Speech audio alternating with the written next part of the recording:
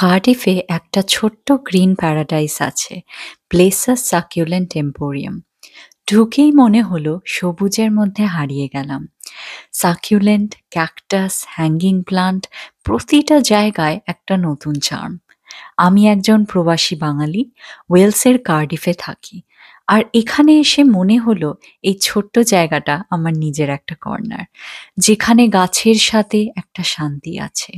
লিথহপস, ওপুনটিয়া, philodendron pink princess, থাই constellation, এইরকম অনেক গাছ যেগুলো আগে শুধু ইনস্টাগ্রামে দেখেছি, সেগুলো দেখতে পেলাম।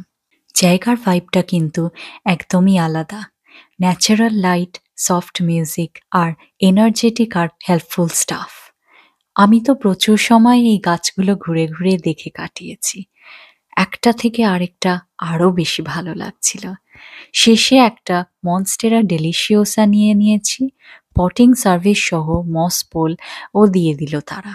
ওই রকম কেয়ার আরো বেশি ভালো লাগে যখন স্টাফরা নিজের গাছের মতো ট্রিট করে।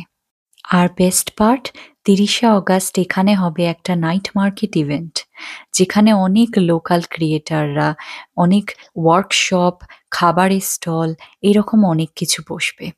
সেটা আবার পারফেক্ট চান্স আমার এখানে ফিরে আসার জন্যে।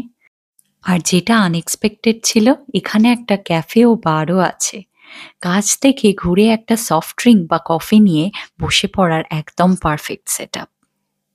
গাছ শুধু ডেকর নয়, ওদের সাথে একটা বন্ধুত্ব গড়ে ওঠে। তাদের বড় করতে করতে নিজের মধ্যেও একটা শান্তি এসে যায়। আমি জানি যে সবাই গাছের হবিটা বোঝে না, কিন্তু যারা বোঝে তারা বোঝে যে এইরকম সব কিন্তু শুধু কেনাকাটার জায়গা নয়। It is also a place to slow down, to breathe and to connect. আজকে এই ভিডিওটা দেখার জন্য অনেক অনেক ধন্যবাদ। আপনাদের সাথে এই সুন্দর এক্সপিরিয়েন্সটা শেয়ার করতে পেরে আমি খুব হ্যাপি। ভালো লেগে থাকলে প্লিজ লাইক, শেয়ার, কমেন্ট এবং সাবস্ক্রাইব